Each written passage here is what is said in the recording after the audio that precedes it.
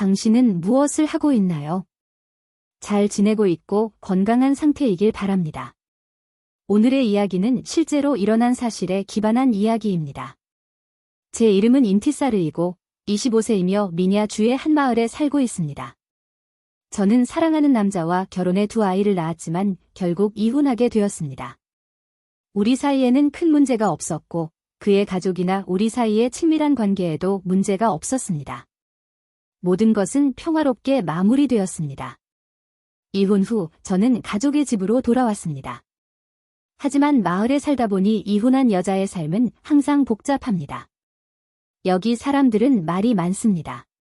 마치 감옥에 갇힌 것 같은 기분이 들었죠. 이혼한 여자가 자유롭게 나가고 들어오는 것이 허락되지 않았고 저는 숨이 막혔습니다. 저는 항상 자유로운 사람이었고 형식에 얽매이는 것을 싫어했습니다. 젊었을 때부터 장난과 애정 표현을 좋아했어요. 그래서 이혼 후 결혼 생활 동안 누리지 못한 것들, 결혼 전에도 경험하지 못했던 것들을 다 경험하며 인생을 즐기기로 결심했습니다. 하지만 집에서는 완전히 제약을 받았습니다. 허락 없이 외출할 수도 없었고 아무것도 할 수 없었습니다. 그래서 아이디어가 떠올랐죠. 다시 결혼하면 어떨까? 라고 생각했어요. 이번에는 제가 하는 일에 신경 쓰지 않는 사람과 결혼하고 싶었습니다. 저를 통제하지 않는 사람이어야 했죠. 자유가 필요했습니다. 만약 너무 주의 깊거나 진지한 사람과 결혼한다면 그는 제 의도를 알아차리고 제 자유를 방해할 것이 분명했으니까요. 그때쯤 사촌인 이마드가 여행에서 돌아왔습니다. 그는 항상 친절하고 순진한 사람이었습니다. 사람들은 그를 착한 사람이라고 생각했지만 그는 남들 일에 별로 신경 쓰지 않는 타입이었죠. 모든 일에 무관심해 보이는 그런 사람이었어요. 제가 원하는 남편으로 완벽했습니다. 그리고 그가 제게 쉽게 빠질 거라는 것도 알고 있었습니다. 저는 제 외모에 대한 자신감이 항상 넘쳤고 마을 사람들은 저를 가장 아름다운 여자라고 생각했으니까요. 그 순간 저는 결심했습니다. 이마드와 결혼하면 아무도 저를 통제하지 못할 거라고요. 첫 번째 결혼에서는 남편은 좋은 사람이었지만 그의 어머니와 여동생이 정말 성가셨습니다. 그들과 함께 한 집에 살다 보니 자유가 전혀 없었어요. 하지만 이마드와는 다를 거라고 확신했습니다. 그는 저에게 제가 원하는 자유를 줄 거라고 믿었죠. 이마드가 여행에서 돌아온 것을 알게 된 후 저는 어머니께 제안했습니다. 엄마, 우리 고모 집에 인사하러 가는 게 어때요? 이마드가 돌아왔는데 우리가 안 가면 고모님이 섭섭해하실 거예요. 어머니는 동의하셨습니다. 그래, 맞는 말이야. 안 가면 뒷말이 나올 거야. 하지만 이틀 정도는 기다려서 여행 피로가 풀리도록 하자. 이틀 후, 저는 계획을 실행에 옮겼습니다. 어머니와 함께 고모 집에 갔고 우리는 도착하자마자 모두와 인사를 나누었습니다. 이마드의 어머니는 우리를 따뜻하게 맞이하며 음료를 권했습니다. 그러고는 물으셨죠.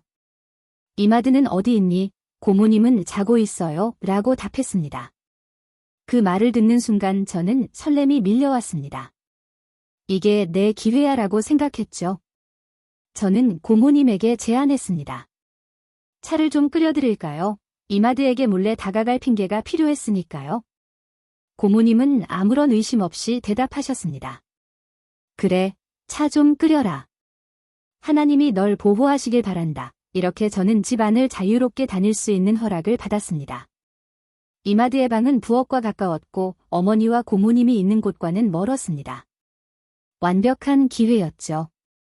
저는 조용히 방에 들어가 아무에게도 들키지 않도록 신중하게 움직였습니다. 이마드는 깊이 잠들어 있었습니다. 심장이 빠르게 뛰기 시작했지만 저는 그의 침대 곁으로 다가갔습니다.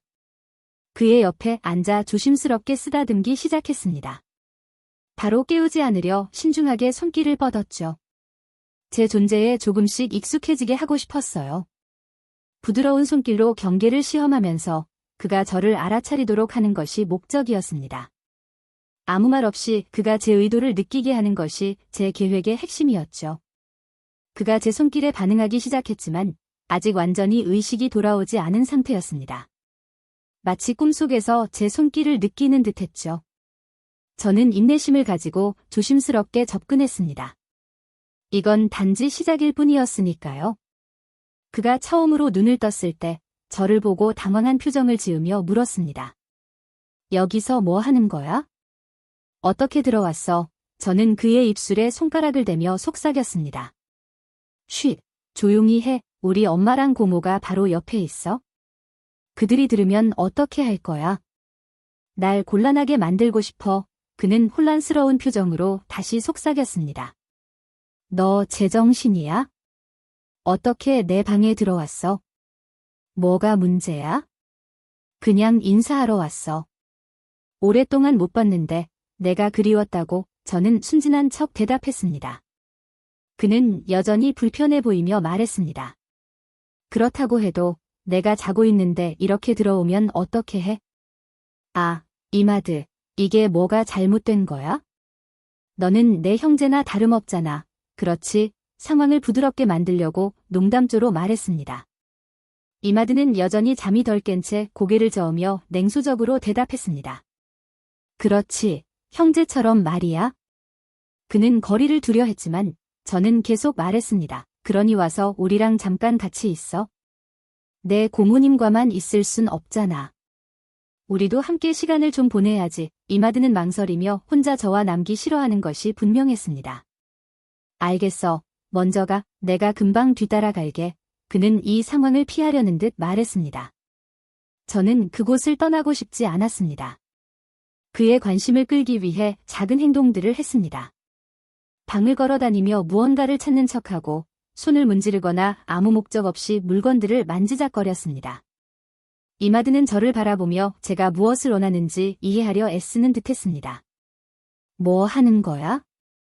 밖으로 나가. 그가 이제 좀 더 진지한 목소리로 말했습니다. 저는 미소를 지으며 그에게 더 가까이 다가갔습니다. 아, 이마드, 뭐가 그렇게 급해? 내가 너를 그리워했다고 말할 기회는 줘야지. 그는 깊게 한숨을 쉬며 상황에 지친 기색을 보였습니다. 좋아, 어서 나가. 옷 좀 갈아입을게. 곧 따라갈 거야. 저는 마지못해 방을 나섰지만 떠나기 전 작은 목소리로 속삭였습니다. 내가 여기 있었던 거 아무한테도 말하지 마. 이건 우리끼리만 아는 거야. 이마드는 짜증과 망설임이 섞인 표정으로 저를 바라보며 대답했습니다. 아무한테도 말 안 할게. 하지만 넌 날 미치게 하고 있어. 저는 미소를 지으며 방을 나왔습니다.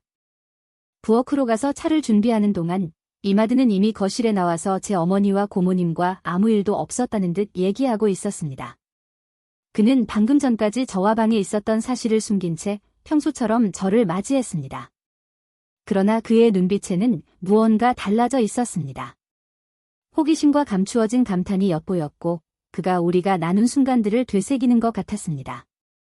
그가 저를 바라보는 동안 저는 그의 눈빛에서 말로는 표현하지 못할 무언가를 느꼈습니다. 마치 저를 처음으로 다르게 보는 것 같았어요. 무언가가 바뀌었음을 저는 느꼈고 그도 알고 있었습니다. 그의 표정은 겉으로는 평온해 보였지만 속으로는 혼란스러워 보였습니다. 차를 마친 후 저는 부엌으로 가서 컵들을 정리했습니다. 그때 이마드가 뒤따라 들어왔습니다. 내 차에 설탕을 더 넣고 싶어. 그는 혼자 저와 남기 위한 핑계를 대며 말했습니다. 부엌에서 우리는 다시 마주쳤고 그는 제게 가까이 다가와 속삭였습니다. 도대체 무슨 생각을 하는 거야? 사촌, 저는 아무렇지 않은 듯 웃으며 말했습니다. 내가 무슨 잘못이라도 했어? 너는... 이마드는 잠시 침묵하며 저를 깊게 바라보았습니다. 잘 모르겠어. 그는 결국 조용히 말했습니다.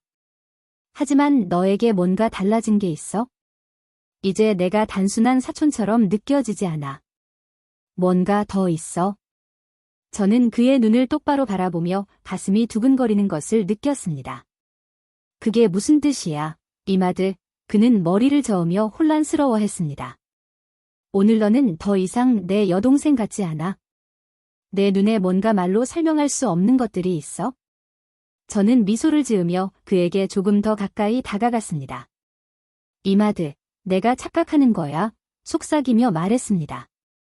오랜만에 이렇게 아름다운 사람을 본 거지. 그렇지. 제가 장난스럽게 말하자 그는 긴장된 웃음을 터뜨렸습니다. 그의 망설임과 불편함은 그가 점점 저에게 끌리고 있다는 신호처럼 느껴졌습니다. 그는 침착함을 유지하려 애쓰며 속삭였습니다. 좋아, 그냥. 천천히 말해줘. 저는 속으로 미소를 지으며 상황을 통제하고 있다는 사실에 만족했습니다. 제가 부엌에서 이것저것 만지작거리는 동안 이마드는 말했습니다. 설탕을 챙겨서 나가. 컵은 내가 나중에 씻을게. 신경 쓰지 마. 저는 이 순간을 이용해 물었습니다. 왜 내가 이혼했는지 궁금하지 않아. 그는 놀라며 가벼운 톤으로 대답했습니다. 왜 이혼한 거야, 인티사르? 너처럼 아름답고 명랑한 사람이 이혼하다니 말이 안 돼? 저는 쓸쓸한 미소를 지으며 대답했습니다. 남편 때문은 아니었어. 우리 사이에는 문제가 없었거든. 문제는 그의 어머니와 여동생이었어. 두 마리 뱀 같았지. 그들은 모든 일에 끼어들었고 나를 편하게 놔두지 않았어. 이마드는 고개를 끄덕이며 동의했습니다. 아, 그런 일들은 복잡하지. 하지만 너처럼 아름다운 여자가 그런 일을 겪어선 안 되지. 그가 점점 저에게 빠져들고 있다는 것을 느끼며 저는 제 계획이 성공하고 있음을 깨달았습니다. 그는 계속해서 말했습니다. 인티사르, 넌 혼자 다니면 안 돼. 위험해. 저는 부드럽게 웃으며 대답했습니다. 위험하다고? 왜? 내가 누군가의 보호가 필요하다고 생각해. 그는 장난스러운 미소를 지으며 대답했습니다. 너 같은 사람은 그냥 두면 안 돼. 누군가가 널 안전하게, 그리고 바쁘게 지켜줘야 해. 저는 그가 무슨 의도를 가지고 있는지 정확히 알고 있었습니다. 그래서 내가 나를 지켜줄 거야. 이마드, 도전적인 눈빛으로 물었습니다. 그는 긴장된 웃음을 지으며 고개를 저었습니다. 아, 인티사르, 넌 정말 사람을 곤란하게 만드는구나. 우리는 부어클라와 제 어머니와 고모님이 있는 곳으로 돌아갔습니다. 그들은 아무 일 없었다는 듯 우리를 맞이했지만 이마드의 저를 바라보는 눈빛은 달라져 있었습니다. 호기심과 감탄이 그 눈빛 속에 있었고 그는 점점 저에게 빠져들고 있었습니다. 차를 다 마신 후 어머니는 일어섰고 우리는 떠날 준비를 했습니다. 그때 고모님이 저를 붙잡으며 말했습니다. 내일 다시 와서 집안일 좀 도와줄래? 헛간도 청소하고 빵도 구워야 해. 이마드가 집에 있으니 특별한 식사를 준비하고 싶거든. 어머니는 동의하며 제가 내일 다시 올 것을 약속했습니다. 그날 밤 나는 미소를 지으며 잠들었다. 내 계획이 순조롭게 진행되고 있다는 것을 알았기 때문이다. 이마드는 나에게 점점 더 빠져들고 있었고 만날 때마다 그가 나에게 더 가까워지고 있다는 것을 느꼈다. 다음 날 아침 어머니가 나를 일찍 깨웠다. 일어나, 인티사르. 오늘은 이모를 도우러 가야 해, 라고 하셨다. 나는 빠르게 준비하며 아바야 속에 몸에 딱 붙는 잠옷을 신중하게 골랐다. 이마드의 시선을 끌기에 충분한 옷이었다. 우리가 집에 도착하자마자 문을 두드렸고 마치 내가 도착할 시간을 정확히 알고 있었다는 듯 이마드가 기다리고 있었다. 그는 미소를 지으며 말했다. 그래, 이제 일 시작할 거야? 아니면 하루 종일 문 앞에 서 있을 거야? 나는 웃으며 대답했다. 어제 방문은 너를 위한 거였어. 오늘은 너희 어머니를 도와주러 온 거지. 하지만 너를 이렇게 쉽게 놓아줄 거라고 생각하지 마. 나는 집에 들어가 집안일을 도왔지만 항상 이마드와 마주칠 수 있는 기회를 찾아냈다. 우리는 은밀한 시선과 도발적인 말들을 주고받았다. 그는 차분함을 유지하려고 노력했지만 점점 그가 이 게임에 빠져들고 있다는 것이 분명했다. 그는 다시 잠을 자려고 방으로 돌아가려 했지만 나는 그를 막았다. 이마드, 여기 있어. 나 좀 도와줘. 이 집도 내 집이잖아. 그와 함께하는 모든 순간이 작은 승리처럼 느껴졌다. 나는 그가 내가 정교하게 짜놓은 거미줄에 걸려들고 있다는 것을 알고 있었다. 그가 불편하게 몸을 움직이자 나는 그를 쉽게 놓아주고 싶지 않았다. 그가 방으로 돌아가려고 할 때 나는 그의 팔을 살짝 잡으며 말했다. 이마드, 나 혼자 다 하게 둘 거야? 이 집도 내 집이잖아. 너도 도와야지. 그는 잠시 망설이며 서 있었다. 옳은 일을 해야 한다는 생각과 점점 커지는 욕망 사이에서 내적 갈등을 겪고 있는 듯했다. 알았어. 여기 있을게. 그가 불안한 목소리로 중얼거렸다. 나는 그가 지금 얼마나 취약한 상태인지 알고 있었다. 그것이 바로 내가 원했던 것이었다. 나는 천천히 집안일을 하며 아바야 밑에 있는 타이트한 잠옷이 전략적으로 드러나도록 신경 썼다. 이마드의 시선이 항상 나를 따라다니는 것이 느껴졌다. 그가 시선을 돌리려 할 때마다 나는 그를 다시 불러들일 구실을 찾았다. 설거지를 하던 중 그의 기척이 점점 가까워지는 것을 느꼈다. 그는 다시 부엌으로 들어와 나와 가까워지기 위한 핑계를 찾는 듯했다. 설탕을 더 가져가야겠어 라고 말했지만 그의 목소리에는 다른 의도가 깃들어 있었다. 나는 그를 보지 않은 채 태연하게 대답했다. 설탕은 저기 탁자 위에 있어? 하지만 내가 진짜로 설탕 때문에 온 건 아니잖아. 그는 잠시 침묵하다가 거의 들리지 않을 정도로 작은 목소리로 속삭였다. 인티사르, 너 때문에 미치겠어? 나는 고개를 돌리지 않은 채 미소를 지으며 그 순간을 즐겼다. 어떻게 미치겠다는 거야? 나는 순진한 척하며 물었다. 그는 낮고 긴장된 목소리로 대답했다. 너도 알잖아. 나는 마침내 그를 바라보며 그와 몇 센티미터밖에 떨어지지 않은 거리까지 다가갔다. 그래서 이 상황에 대해 어떻게 할 거야? 나는 그를 도발했다. 그는 나에게 한 발짝 다가섰지만 망설였다. 그의 숨소리가 무거워졌고 그의 눈에는 내적 갈등이 드러나 있었다. 그도 이것이 잘못된 일임을 알고 있었지만 욕망이 점점 그를 집어삼키고 있었다. 인티사르, 이건 미친 짓이야. 그가 거의 혼잣말하듯 속삭였다. 미친 짓이 우리가 필요한 것일 수도 있어. 나는 미소를 지으며 대답했다. 그는 결국 망설임을 깨고 나에게 완전히 넘어올 것처럼 보였다. 하지만 그 순간 부엌으로 누군가가 다가오는 발소리가 들렸다. 이마드는 급히 물러서며 설탕을 만지는 척했고 나는 아무 일도 없었던 것처럼 설거지를 계속했다. 고모님이 부엌으로 들어와 우리를 보고는 농담조로 말했다. 여기 두 사람, 너무 조용하네. 그녀는 방금 전까지 무슨 일이 일어날 뻔했는지 전혀 눈치채지 못한 듯했다. 나는 미소를 지으며 대답했다. 그냥 정리하고 있었어요. 이마드는 여전히 긴장된 상태로 컵을 집어들고는 부엌을 빠르게 빠져나갔다. 아무 말도 하지 않았지만 나는 이 일이 끝나지 않았다는 것을 알고 있었다. 그 짧은 순간은 우리 사이에 일어날 일의 시작일 뿐이었다. 나는 다시 거실로 돌아갔다. 어머니는 고모님과 대화를 나누고 있었고 두 사람은 헛간에서 해야 할 일들에 대해 이야기하며 바쁘게 떠들고 있었다. 하지만 나는 그들의 대화에 집중할 수 없었다. 내 머릿속은 온통 이마드와 앞으로 우리가 어떻게 될지에 대한 생각으로 가득했다. 오후 내내 나는 이마드와 계속 눈이 마주쳤다. 우리의 눈이 마주칠 때마다 그가 느끼고 있는 욕망이 나의 감정과 같다는 것을 알 수 있었다. 눈빛이 마주칠수록 우리 사이의 긴장감은 팽팽해졌고 마치 당겨진 끈이 끊어지기 직전의 순간처럼 느껴졌다. 해가 저물 무렵 어머니는 이제 집으로 돌아갈 시간이라고 하셨지만 고모님은 내가 다음 날 다시 와주길 바랐다. 아직 해야 할 일이 많아 고모님이 말씀하셨고 나는 이마드와 가까이 있을 핑계가 생겼음을 직감했다. 그날 밤 나는 만족스러운 미소를 지으며 잠자리에 들었다. 모든 것이 계획대로 진행되고 있었다. 이마드는 완전히 나에게 빠져들었고 그가 완전히 무너지기까지는 시간 문제라는 것을 알았다. 게임은 이제 막 시작되었을 뿐이었다. 그의 어머니는 내가 집안일을 돕는 것을 기꺼이 허락했고 이마드는 모든 것이 너무 순조롭게 흘러간다며 미소를 지었다. 내가 원하던 걸 다 이뤘구나. 그렇지. 그가 반쯤 미소를 지으며 중얼거렸다. 나는 그에게 도발적인 눈빛을 던지며 응수했다.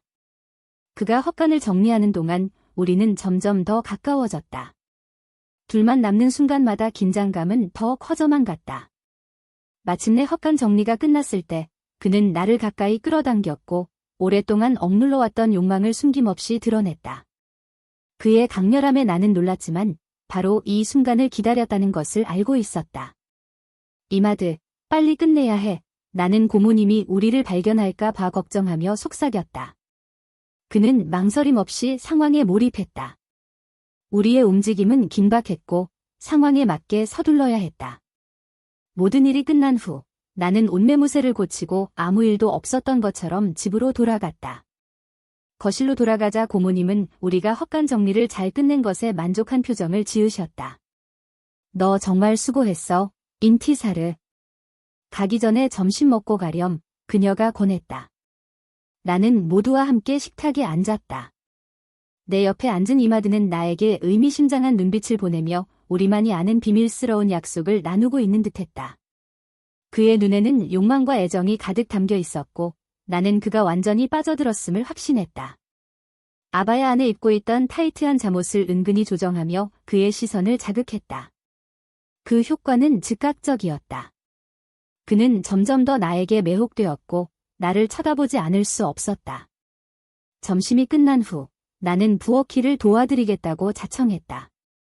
고모님은 웃으며 넌 정말 복덩이야, 인티사르. 신이 널 지켜주시길 바란다, 라고 하셨다. 내가 설거지를 하는 동안 이마드가 다시 부엌에 나타났다. 내가 같이 있어줄게. 그가 장난스러운 미소를 지으며 말했다. 그의 눈빛은 말하지 않아도 알 수 있는 약속과 같았고 나는 그가 점점 더 나에게 빠져들고 있음을 느꼈다. 집으로 돌아가는 길에 그는 나를 배웅하겠다고 고집했다. 그것은 그가 처음으로 나에게 질투를 드러낸 순간이었다. 마치 나를 이미 자신의 것이라 여기는 듯했다. 뭔가 달라졌네. 나는 그의 마음속을 읽고 싶어 하며 말했다. 그는 미소를 지으며 대답했다. 이제 넌 내 거니까. 내 아내로서 널 지켜야지. 그의 말은 단호했고 나는 그가 이제 다음 단계를 준비하고 있다는 것을 알았다.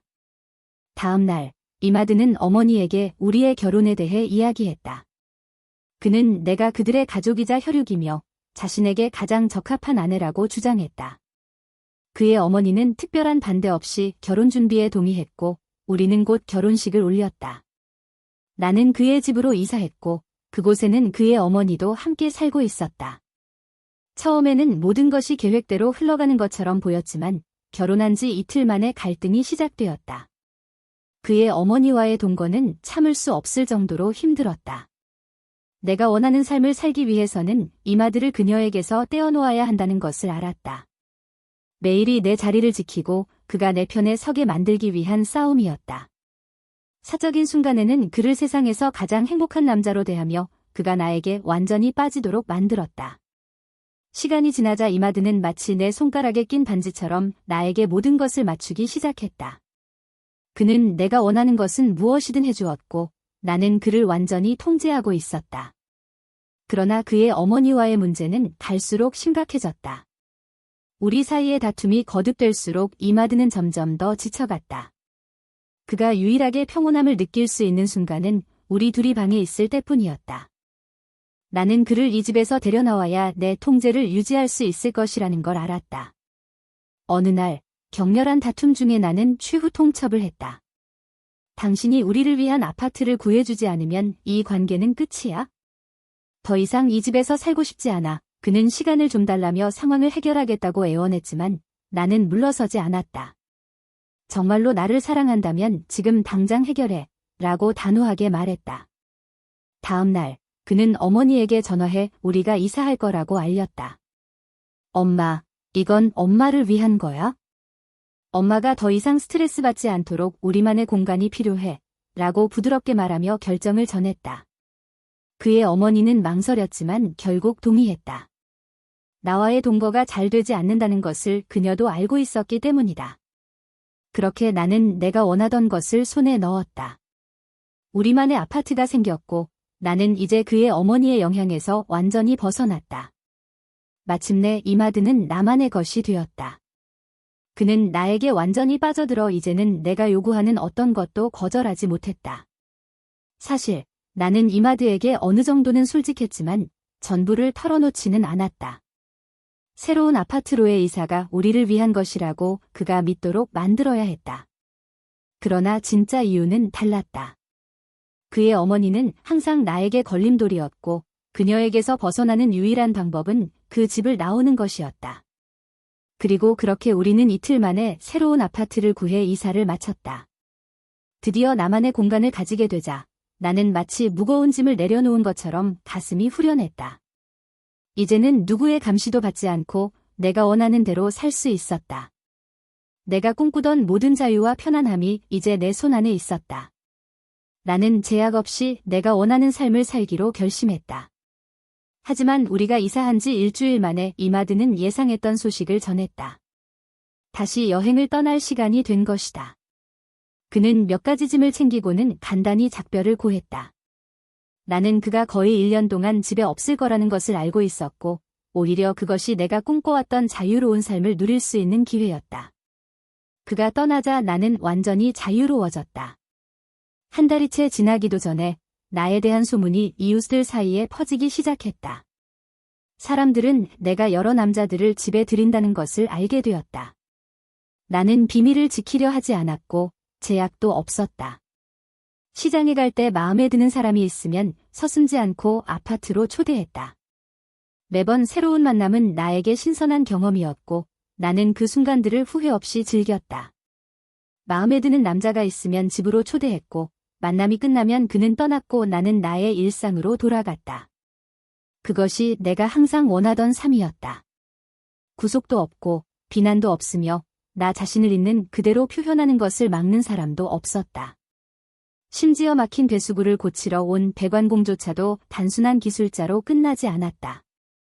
가벼운 대화가 이어지며 우리는 급속도로 가까워졌다. 그와 나는 곧 친밀한 사이가 되었고 그는 나에게 신선한 자극이 되었다. 그는 시간이 날 때마다 나를 찾아왔고 만날 때마다 우리의 연결이 끊어지지 않았음을 느꼈다. 그와의 만남은 계속되었고 나는 그것이 지루하지 않았다.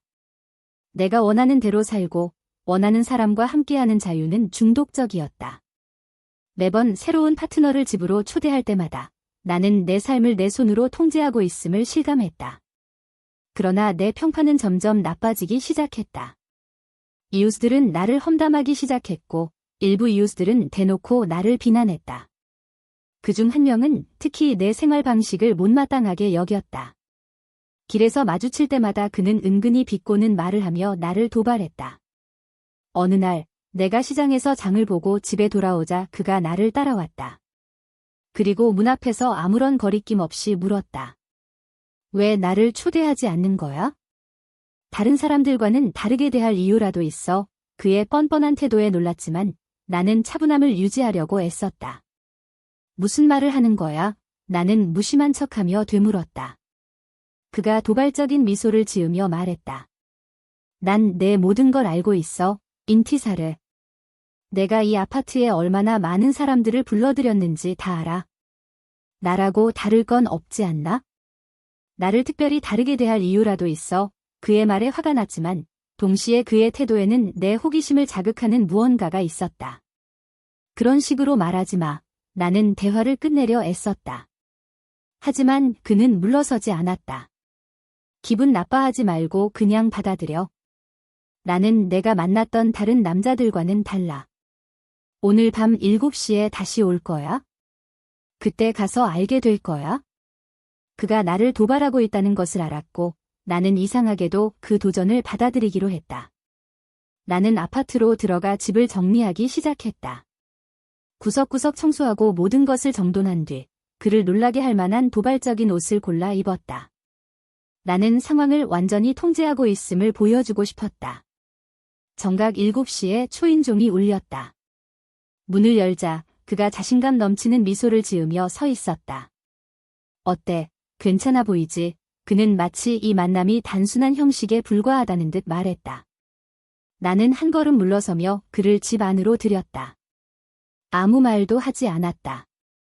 다른 남자들 얘기는 하러 온 게 아니야. 그가 거실을 걸으며 말했다. 마치 이미 이곳의 주인인 양 행동했다. 내가 진짜 어떤 사람인지 알고 싶어서 왔어. 나는 그의 행동을 지켜보며 문을 닫았다. 그는 불안해하지도 긴장하지도 않았다. 그에게서 느껴지는 자신감은 나를 매료시켰다. 나는 그 순간 또 하나의 잊지 못할 경험을 하게 될 것을 직감했다. 그때 모든 것은 순식간에 벌어졌다. 무거운 도끼가 이마드의 머리에 정확히 내리쳤고 둔탁한 소리가 방 안에 울렸다. 이마드는 상황을 파악할 겨를도 없이 그대로 쓰러졌다. 모든 것이 너무 조용하고 치밀하게 이루어져 마치 시간이 멈춘 듯했다. 이마드는 한순간에 생명을 잃은 채 잠든 듯 고요하게 누워 있었다. 나는 그 장면을 바라보며 심장이 빠르게 뛰었지만 후회는 없었다. 그 순간 내가 내린 결정의 무게는 가볍고 자연스럽게 느껴졌다. 사예드는 피로 물든 도끼를 손에 든 채 나를 보며 말했다. 끝났어. 그의 목소리에는 아무런 감정도 담겨 있지 않았다. 이제 이걸 어떻게 할 거야? 나는 깊게 숨을 들이쉬며 묘한 안도감과 아드레날린이 뒤섞인 감정을 느꼈다. 시신을 처리해야 해. 나는 차분하게 속삭였다. 누군가 이걸 알게 되면 우리는 끝장이야. 사예드는 이미 그 부분을 예상했다는 듯 고개를 끄덕였다. 그는 냉정하고 계산적인 사람이었고 이런 결정을 내리는데 망설임이 없었다. 이불 몇 장을 가져와.